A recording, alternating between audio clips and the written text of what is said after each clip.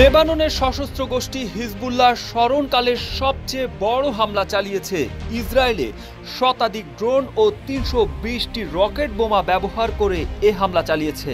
এর আগে দক্ষিণ লেবাননে বিমান হামলা চালায় ইসরায়েল। উভয় দেশের এই পাল্টাপাল্টি হামলায় পুরো মধ্যপ্রাচ্য যুদ্ধে জড়িয়ে পড়বে এমন আশঙ্কাও দেখা দিয়েছে। লেভান্ত ইনস্টিটিউট ফর স্ট্র্যাটেজিক অ্যাফেয়ার্সের পরিচালক সামি নাদের বলেছেন, রোববারের পাল্টাপাল্টি হামলার মধ্য দিয়ে মধ্যপ্রাচ্যে পূর্ণমাত্রার যুদ্ধ শুরু হওয়ার আশঙ্কা দেখা দিয়েছে। তবে এমন এক সময় এই দুই দেশ উত্তেজনা ছড়াচ্ছে যখন গাজায় যুদ্ধবিরতির লক্ষ্যে ইসরায়েল ও হামাসের মধ্যে চুক্তি স্বাক্ষর করানোর প্রচেষ্টা চালাচ্ছে মার্কিন যুক্তরাষ্ট্র। যুদ্ধবিরতির বিষয়ে শিগগিরই কার্যকর একটি সিদ্ধান্তে পৌঁছানোরও আশা প্রকাশ করা হয়েছিল, কিন্তু রোববারের ঘটনার পর যুদ্ধবিরতির সেই প্রক্রিয়া বাধাগ্রস্ত হবে কিনা সেটি নিয়ে এখন এক ধরনের উদ্বেগ সৃষ্টি হয়েছে। যমুনা রেফ্রিজারেটর, খাবার ফ্রেশ তো লাইফ জম্পেশ। হিজবুল্লাহর দাবি, হামলায় ইতোমধ্যে ইসরায়েলের সামরিক ঘাঁটি ও গোলান মালভূমির 4টি স্থাপনায় তারা আঘাত হানতে সক্ষম হয়েছে। এছাড়াও হিজবুল্লাহর রকেট হামলায় ইসরায়েলের নৌবাহিনীর এক সদস্য নিহত হয়েছে। এছাড়াও আক্রে শহরে কয়েকজন আহত হয়েছে বলেও জানা যাচ্ছে।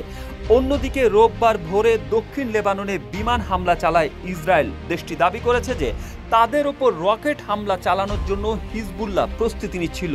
সে কারণে নিজেদের রক্ষার্থে আগাম সতর্কতা হিসেবে বিমান হামলা চালানো হয়। ইসরায়েলের সামরিক বাহিনীর ভাষ্যমতে বিমান হামলা চালিয়ে তারা হিজবুল্লাহর বেশ কয়েক হাজার স্থাপনা গুঁড়িয়ে দিয়েছে। যদিও হিজবুল্লাহর পক্ষ থেকে রকেট উৎক্ষেপণ ব্যবস্থায় ইসরায়েলের হামলার সত্যতা নাকচ করা হয়েছে।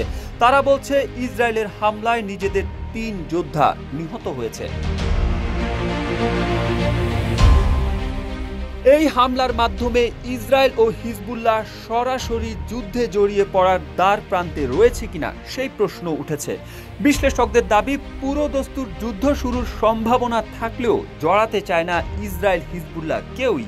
নাগরিকদের সুরক্ষা আর আত্মরক্ষাকেই প্রাধান্য দিচ্ছে তেল আবিব, কিন্তু প্রতিশোধের সম্ভাবনা একেবারেই উড়িয়ে দিচ্ছে না নেতানিয়াহু।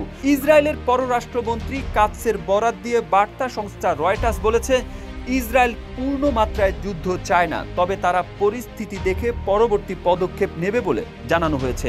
হিজবুল্লাহর ওপর হামলা চালানোর ক্ষেত্রে ইসরায়েল নিজেদের নিরাপত্তা ও ইসরায়েলের নাগরিকদের সুরক্ষার কথা বলছে।